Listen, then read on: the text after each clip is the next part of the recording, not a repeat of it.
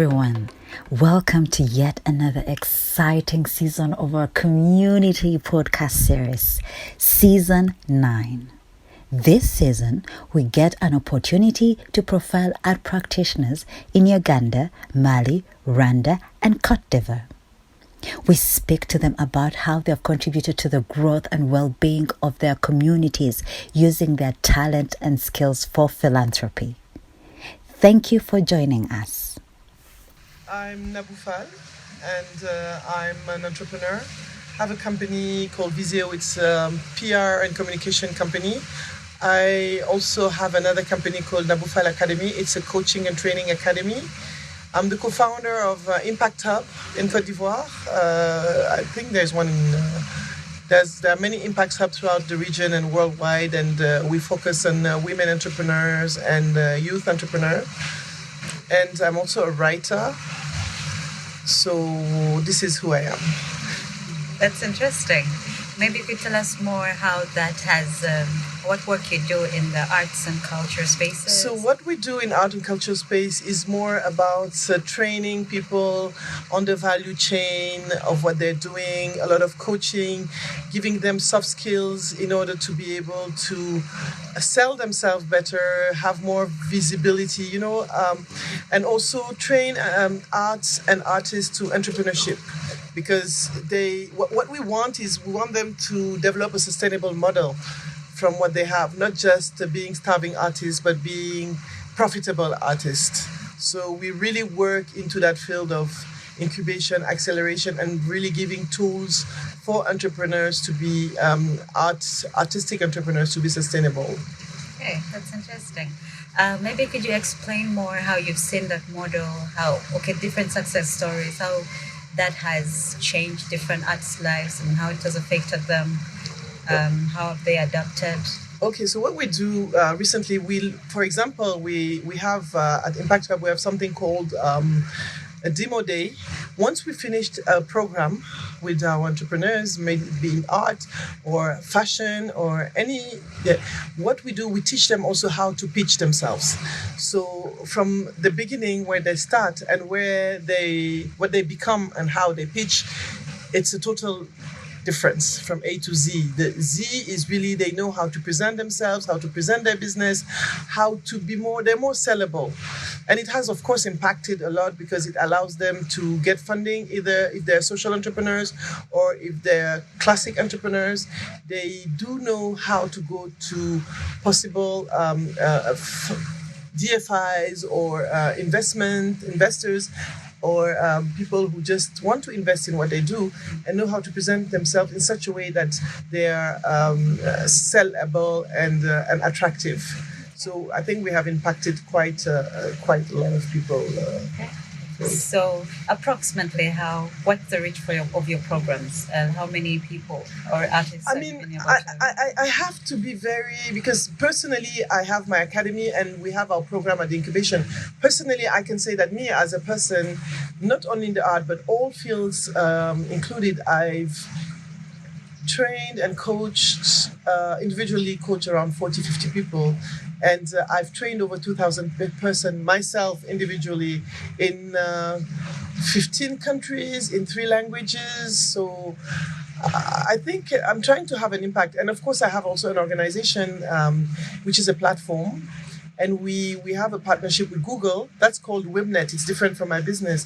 And we train entrepreneurs freely to Google digital skills. We're actually discussing with Facebook in order for them to have the tools also, because we cannot be evolving in such a world without having the digital tools to expose oneself. Of course, I can talk about pitch, I can talk about this, but if you don't know how to use the digital tools to present yourself to the world and to show up, because for me it's important to show up, then you will just be someone with talent but with no reach or exposure to leverage on that talent. It's interesting. Speaking about showing up, what inspired you to show up in these different spaces? Actually, my specialty in coaching is personal branding. So for me, I always say that I try to do for others what I've done for myself. I believe that if you have a talent, if you know how to sing, if you are a writer, if you're a journalist, if you don't go on stage, people don't read your book, if you don't even write a book and publish it, if you don't go on stage and sing, if you're an artist, you never go to an art exhibition, you never participate. You need to show up to be known so that your tribe can recognize you. Your tribe can be investors. Your tribe can be like-minded people. Your tribe can be people who share common values with you. So it's very important, especially for us African now. I believe that, and I always say that my mission is to transform positively the narrative of the continent, one person at a time. The more of us tell our stories, we will master our narrative, and then our stories will be told by ourselves. You know, our narrative is controlled by others. When they describe, you came here. When you hear about Mali, you wouldn't come on the news. But when you come, it's a total different world. If I heard about Uganda, if I was just relying on the media, I would never go to Uganda. I would never go to Kenya. I would never go anywhere in Africa because we don't control our narrative. There's a third party that controls. So if we are able to tell our stories, control our narrative, our continent will be viewed and perceived differently by the world. Speaking about defining our own narratives and telling our own stories, what would you advise creatives and artists to start doing so that they can have their own identity when they tell their narrative through the works that they do? I think the first thing they have to do is to focus and to define their values. What are the values they stand for? I would say mine, they really need to, because people recognize you through your values. People go to you because you share the same values. The second thing is, what is their purpose? Why do they do what they do? That art, if you write, why I write because I have messages to send out to women in Africa. I write because I want African women to own who they are. Why do they do what they do? If you're a painter, if you're a singer, if you're a musician, if you're a dancer, why do you do it? What is your purpose? And then define your vision. What is the perfect outcome that you want to reach, even if it's a big dream, even if it seems unreachable? Think big. I want to see Africa shine at all, generally through all of us. So I think big, and I believe it can happen.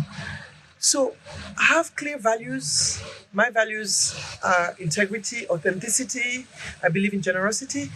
My mission is to transform Africa one person at a time in order to shine collectively, to transform our narrative. And my vision is to see Africa have different stories in the media through each of us. So this is what I expect. I recommend artists to do, to have a vision, a values, vision, and mission clearly defined. So when they speak about what they do, they have roots and they're solid. Speaking about generosity, as entrepreneurs, as artists, we have people that have sparked this vision and this fire in us to start us on our journey. How has that been for you as an entrepreneur, as a creative? And maybe you could expound more on that. I think everything happens also through understanding our stories, our personal stories, and what has in each of our stories stemmed who we are. You know, it's also important to know what was the turning point in your life that made you stand up and that shows you that you cannot go back where you were. You have to move forward. You have to elevate yourself. And I believe in my story, it's my education. I was raised by very strong women, and my mother was a widow when she was 20. My aunties are very prominent women from Senegal. I'm from Senegal originally. I have some origins in Mali too, but I live in Côte d'Ivoire. So I have that Pan-African, I wouldn't say even Pan-African, that African melting pots, cultures that I grab here and there through traveling. And I believe that has fed who I am today and what I do, because when I write because I believe that I can help people tell their stories, but I also have to tell my stories. I write because I believe that African women need to read different stories who look like us, stories with our realities, our cultural realities. I speak because I believe that I can be a role model and an inspiration for others. Not because I have a perfect journey, but because my journey is imperfect. And I really believe that we are the problem because they say we are the problem, but we are the solution because we say we are the solution. That's very interesting. Speaking about role models, is there anyone you look up to that has really inspired you on this journey that you've chosen to take for your career? I think my mother was an entrepreneur anyway, and she was a very strong woman. I believe that she made me who I am somehow through education, through sacrifices, through investing for me to be able to now speak that English that you're speaking. She was very visionary. When I was very young, she started saying, okay, you have to be bilingual at 10, 11, 12. She was, my grandmother was an entrepreneur in the 40s. She, entrepreneurs at that time, entrepreneurs was what? Selling in the market. But she was an entrepreneur. She was strong enough to go and sell her milk on the market. I believe those stories are very important because it's not because our mothers or aunties or grandmothers were not sitting in offices speaking posh English or overeducated that they were not strong women with values and showing us the path. If we know how to read their stories, we learn from them because they are extremely strong and resilient. The strength of the African women doesn't need to be said again. And I was lucky to also act as a role model to women, young girls in university in Uganda. In the program, I don't know if you know, there's a program called Girls for Girls that has been started by very good friends of mine, Alan and I believe that we have to create those bridges. I don't want to be said that I cannot go to Uganda and inspire Ugandan women because I'm not Ugandan. No, I want Ugandan women to come to my country to inspire women because I believe that we should look at ourselves as role models. We're always looking for American role models when we have so many stories, even in our history, the queens and the legends, all that is something that we have to revive and own. How has generosity shown up for you? Have you had people that have given to you, that have invested in you with a hope, and they see your vision, they understand who you are and where you're going? How has generosity shown up in your spaces and the work that you do? I think I'm just generous because my mother is extremely generous. I was raised in a generous environment. Generosity is what I know. So you only do what you know. That's why we say when we raise our children, we have to be very careful in what we do. They don't do what we say, they do what we do. And I was raised in a space of generosity. I was raised in a space where artists were there. My mother was investing in people who were designers, artists. And I believe in reciprocity. I believe when you give, you receive. And I think it's totally part of my education. And people have been showing up because I've been showing up. When you show up with generosity, you receive. I believe it's just how it works. What are those 3 or 4 things that you think people can take away or artists can take away from this conversation? Kind of your words of encouragement or your last shots. I think as artists, they need to have a bigger vision. They need to surround themselves with people that would help them build a business model for their art. I think they need to believe in what they do. I think they need to make sure that what they transmit is more than just something nice. They need to transmit messages. And I know they know that they're sending messages, but people don't know what those messages are. They need to write the narrative of their art. I think this is what I can tell them. And to really always be thinking that I'm an artist, I'm good enough, I can make a living through my art and my family can benefit from my art in order to make a living for them and build a future for my children and build a legacy through my art. Thank you, Nabou Fall. But I want to take you back just a little bit. You spoke about our African stories, the stories that we hear, the stories that we grow up listening to. And your mother has been a very strong influence when it comes to generosity. What's that one story, that one memory you have of generosity being introduced in your life as a young? I'm an African, and I think we are generous compared to other people in the world. I mean, if someone comes to my house, there's no way I'm going to say there's one steak and you're going to have one steak. I'm not going to eat with you. I'm going to cut it in 10 if we're 10, and we're going to share it together. And I've seen my mother giving people coming with problems, and she will give everything she has, even if she stays with nothing. This is very African. This is what we do. I don't really think it's really good, because I think also I believe in self-care. I think we are the generation that will do less sacrifice than our parents. We will give, but we'll not forget ourselves. So I've always seen my mother taking care of other people, giving to other people, making sure that everybody was well, and that she could solve other people's problem. But I also believe that, and I tell her that she has been sacrificing a lot of herself doing that. And I really also believe in self-care. So I'm also saying to the auditors, to the artists that will be listening to that podcast, and to the entrepreneurs, that they also need to sit back and relax and replenish themselves. If you give everything you have, not just material, but as your energy, your everything, you will not be able to create and to. You need to take some for yourself to be able to give more to others. Speaking about healthcare and self-care, what maybe 2 or 3 nuggets of wisdom you could give to artists and creatives about different steps or different things, little things that they can do to just ensure that, because as creatives we're always giving, and you can't give from a place that is empty. Exactly. But I think also because of the way that our minds are engineered, that we create, we feel alive. What are those small things that we can do intentionally to ensure that we get into the space of replenishing and self-care? Actually, what I do personally and what I like doing, I believe in taking moments of, in Africa, we're never alone. And we were not raised to be alone, but we need to learn to benefit from solitude and enjoy nature. We have everything, just standing by the water and watching the water, doing nothing really. I'm not saying about doing anything, not being on the phone, doing nothing, just doing nothing.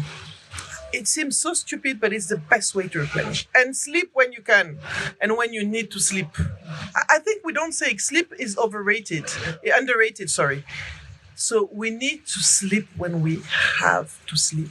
Because if your brain is not rested, and I'm talking from experience because I'm an insomniac, and I believe that sleep, when I need to sleep, like yesterday there was an event, I decided I was tired, I needed to sleep 1 hour. I slept. And I came back strong, and I enjoyed my evening till 2, 3 a.m. in the morning. It was nice. I enjoyed the music. You need to rest and learn to say no. We were not wired to say no. Sometimes you have to say no to others to say yes to yourself. That's a very interesting concept. One last thing. As an entrepreneur, most creatives, we think about creating. The entrepreneurship bit comes later on, business, administration. That's the last thing we think about. But right now, as the economy is evolving, as we're getting to different digital spaces, you find that you need different skills to help you understand your craft better, but also to communicate better. What are those skill sets you can advise creatives to look out for, to start the different spaces they can start getting into that will allow them to keep up with the ever-changing I think they need to learn how to share. An artist is someone that has a gift. And some people may not be as talented, but they need to exercise their creativity in some ways. I think that our children need to exercise their creativity, learn how to draw, how to sing, how to paint, how to dance. And I believe any artist can create a space where they can give back while making money. I think that's the simplest thing to do. It's true, you can sell your art, but you can also share your knowledge, share your technique, share your unique point of view. I believe that any one of us has something to give. and it's a way of giving back. You can give it, sometimes you will do it freely, and sometimes you will make people pay for it. I'm a capitalist, right? It's interesting, but it's important when you said that every artist or every creative needs a space Yes. where they can give back to their community but still be able to make money. Exactly. You can do both. You will go to an orphanage and do it for free because it feeds you. And on another time you will go to a company and say that, okay, I can have your managers, I can help them have a creative day and change mind and exercise and develop the team building through that. I did a team building for a client and I called a professional dancer, to help us create that dancing steps that will reunite the whole team, because I believe that art helps and it nurtures and it enhances the values within a team. What I hear you say is that we need a place as creatives and artists. We need a space where we can feed from. Exactly. We always need those spaces and different experiences that can feed us. Absolutely. Like this one. Yeah, like Where we are now. In Mali. Mali. Yeah. Okay. How is we're here at the Senegal Art Festival. How has your experience been so far? It's been awesome. I mean, I met amazing people. I'm meeting you, and from the whole of the continent and even beyond, Asia, Burundi, Rwanda. And I believe that this is a place for me to replenish my soul. I don't know how to draw, but I think painting is important. It nurtures me. It feeds me the colors, the techniques, to see that, wow, this was done by this person in Benin. This was done by this person in Nigeria. Oh my God, this Africa is so rich. It reinforces my belief that we have so much to give to the world, but yet we're still not doing it. But we will get there. We're getting there slowly. Yes, we are. So one last shot from you to us, to creatives, to anybody that hasn't been to Mali or anybody that is looking into getting into an art space. Anything you'd like to say? I believe that you become a creative by creating. You don't need to go to Mali, to come to Mali, or to go to anywhere to have a network. You need to go online. You need to leverage internet. You need to find your community, find your tribe. You need to find your tribe, but get out of your comfort zone. You got out of your comfort zone because you could have said, no, I don't. I have so many Anglophone friends saying, no, I'm not going to go because they don't speak English. You have to go beyond the language, beyond the country, beyond the limits. Say, oh, no, I'm not going to West Africa. They all speak French apart from Nigeria and Ghana. No. You need to expand your minds, open your soul. Create an awareness for your brain, because this is food for creation. And food for creation is available nowadays everywhere. You can go virtual exhibitions are online. There are so many tools today. We have no reason of not being enriched unless we don't want to. Well, thank you so much. You're Nabou. welcome. It was really great talking to you. We learned a lot, and Thank you. we look forward to more conversations. Thank you. With pleasure. I'm looking forward to come back to Uganda and then eat my matoke. Join us for our next episode as we continue to talk about how different artists and creatives are giving back to their communities.